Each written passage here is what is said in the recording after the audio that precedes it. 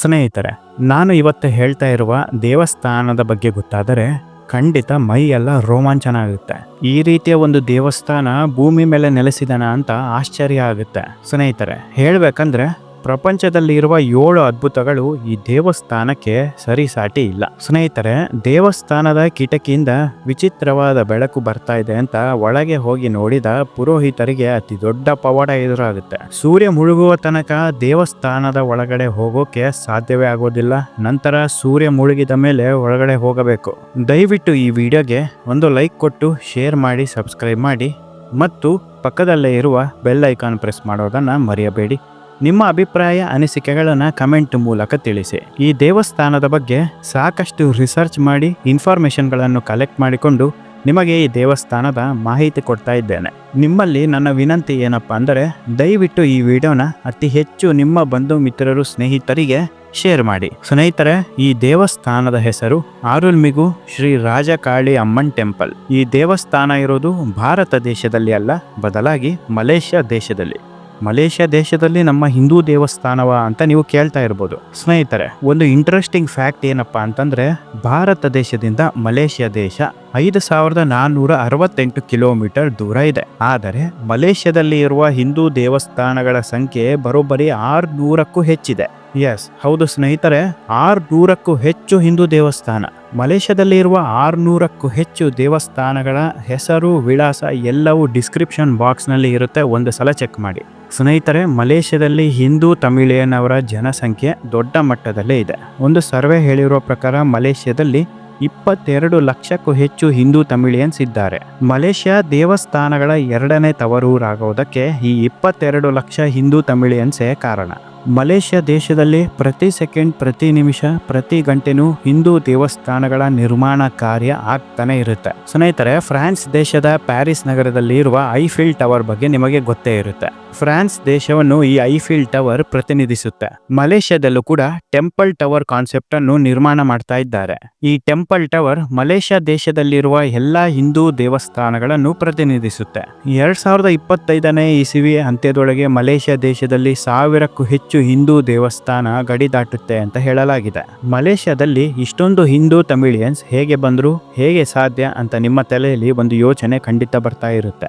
Video ಕೊನೆಯಲ್ಲಿ ನಿಮ್ಮೆಲ್ಲ ಯೋಚನೆಗಳಿಗೆ ಖಂಡಿತವಾಗಿಯೂ ಉತ್ತರ ಕೊಡ್ತೇನೆ. ಸ್ನೇಹಿತರೆ, ಈಗ ವಿಡಿಯೋ ಟಾಪಿಕ್ಕಿಗೆ ಹೋಗೋಣ ಬನ್ನಿ. ಈ ರಾಜಕಾಳಿ ಅಮ್ಮನ್ ದೇವಸ್ಥಾನ ಮತ್ತೊಂದು ಹೆಸರಿನಿಂದ ಕರೀತಾರೆ, ಅದೇ ಗಾಜಿನ ದೇವಸ್ಥಾನ. ಪ್ರಪಂಚದ ಅತ್ಯಂತ ಪುರಾತನವಾದ, ಬಲಿಷ್ಠವಾದ ಗಾಜಿನ ದೇವಸ್ಥಾನ.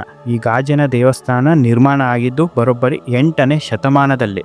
8ನೇ ಶತಮಾನದಲ್ಲಿ ಮಲೇಷ್ಯಾ ದೇಶವನ್ನು ಆಳುತ್ತಾ ಇದ್ದದ್ದು ಶ್ರೀ ವಿಜಯ ಸಾಮ್ರಾಜ್ಯದ ರಾಜ ಶ್ರೀ ಜಯನ್ಸಾ ಎಂಬ ಹೆಸರಿನ ರಾಜ ಈ ಗಾಜಿನ ದೇವಸ್ಥಾನವನ್ನು ನಿರ್ಮಾಣ ಮಾಡ್ತಾರೆ. ಹಾಗಾಗಿ ಇದು ಪ್ರಪಂಚದ ಏಕೈಕ ಮತ್ತು ಮೊದಲ ಪುರಾತನ ಗಾಜಿನ ದೇವಸ್ಥಾನ ಅಂತಾನೆ ಪ್ರಸಿದ್ಧಿ ಪಡೆದುಕೊಂಡಿದ್ದು ಅಷ್ಟೇ ಅಲ್ಲದೆ ವರ್ಲ್ಡ್ ಬುಕ್ ಆಫ್ ರೆಕಾರ್ಡ್ಸಿಗೂ ಸೇರ್ಪಡೆ ಆಗಿದೆ. ಈ ಗಾಜಿನ ದೇವಸ್ಥಾನ ಕಟ್ಟೋದು ಅತಿ ದೊಡ್ಡ ಚಾಲೆಂಜಿಂಗ್ ಆಗಿತ್ತು ಅಂತ ಪುರಾವೆ ಹೇಳುತ್ತೆ. ಜಯನ್ಸಾ ರಾಜನಿಗೆ ದೇವಸ್ಥಾನ ಕಟ್ಟುವ ಹವ್ಯಾಸ.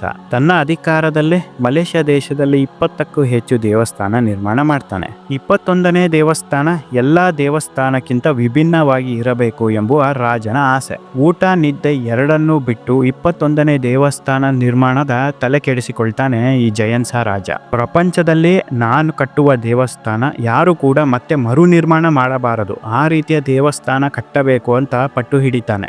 ದೇವಸ್ಥಾನದ ನಿರ್ಮಾಣಕ್ಕಾಗಿ ಪ್ರಜೆಗಳ ಅಭಿಪ್ರಾಯವನ್ನು ಕೇಳಲಾಗುತ್ತೆ. ಜನರ ಅಭಿಪ್ರಾಯ ಸಂಗ್ರಹಿಸುವಾಗ ಬಂದಿದ್ದೇ ಗಾಜಿನ ದೇವಸ್ಥಾನದ ಐಡಿಯಾ.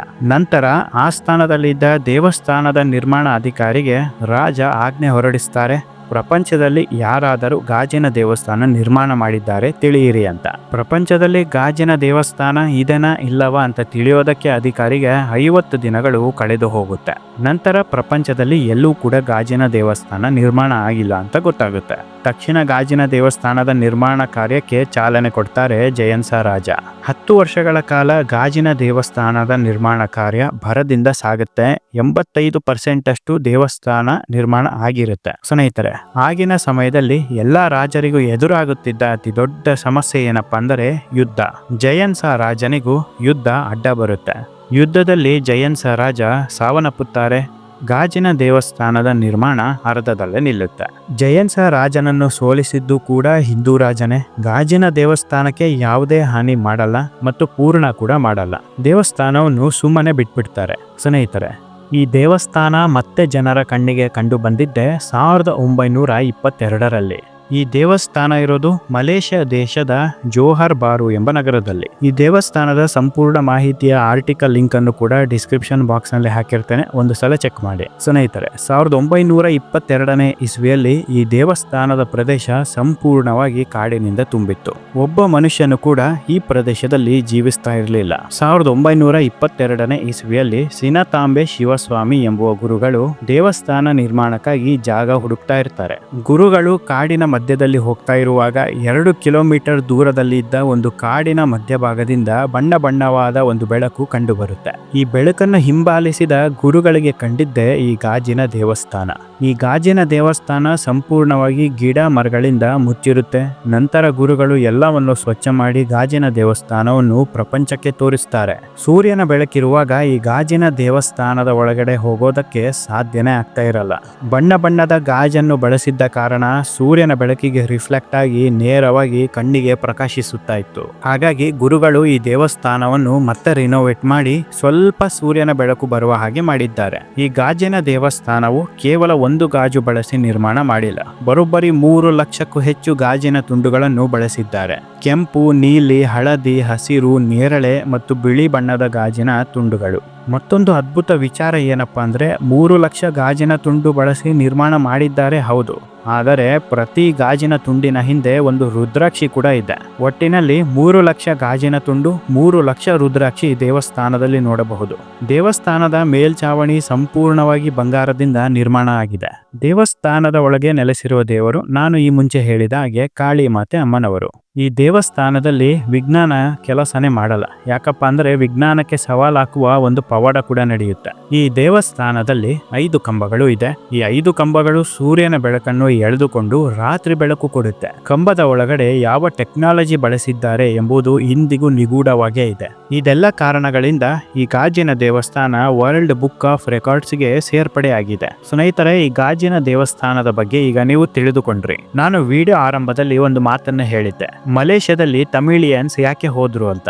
ಸ್ನೇಹಿತರೆ, 1802ನೇ ಇಸ್ವಿಯಲ್ಲಿ ಬ್ರಿಟಿಷರ ಮಡ್ರಾಸ್ ಪ್ರೆಸಿಡೆನ್ಸಿ ಗೋರ್ಮೆಂಟ್ ಆಡಳಿತದಲ್ಲಿ ಬ್ರಿಟಿಷರು ಸಾವಿರಾರು ತಮಿಳಿಯನ್ಸ್ ಅನ್ನು ಕೆಲಸ ಮಾಡೋದಕ್ಕೆ ಮಲೇಷ್ಯಾಗೆ ಕರ್ಕೊಂಡು ಹೋಗ್ತಾರೆ. ಕಾರಣ ಇಷ್ಟೇ, ಮಲೇಷ್ಯಾದಲ್ಲಿ ಬ್ರಿಟಿಷ್ ಆಳ್ವಿಕೆ ಆರಂಭ ಆಗಿರುತ್ತೆ. ಬ್ರಿಟಿಷ್ ಕಟ್ಟಡವನ್ನು ನಿರ್ಮಾಣ ಮಾಡೋದಕ್ಕೆ ಮತ್ತು ರೈಲ್ವೆಯನ್ನು ನಿರ್ಮಾಣ ಮಾಡೋದಕ್ಕೆ ತಮಿಳ್ ಜನಗಳನ್ನು ಕರ್ಕೊಂಡು ಹೋಗ್ತಾರೆ. ನಂತರದ ದಿನಗಳಲ್ಲಿ ಮಲೇಷ್ಯಾದಲ್ಲಿ ನೆಲೆಸಿದ್ದ ತಮಿಳಿಯನ್ಸ್ ಅವರ ಕುಟುಂಬಗಳು ಬೆಳೆಯುತ್ತೆ. ಹೀಗೆ ವರ್ಷಗಳು ಉರುಳುತ್ತಾ ಮಲೇಷ್ಯಾದಲ್ಲಿರುವ ತಮಿಳರ ಜನಸಂಖ್ಯೆ ಈಗ 22 ಲಕ್ಷ ದಾಟಿದೆ. ಸ್ನೇಹಿತರೆ, ನೀವೇನಾದ್ರೂ ಮಲೇಷ್ಯಾ ದೇಶಕ್ಕೆ ಹೋದ್ರೆ ಈ ಗಾಜಿನ ದೇವಸ್ಥಾನ ನೋಡೋದನ್ನ ಮರೆಯಬೇಡಿ.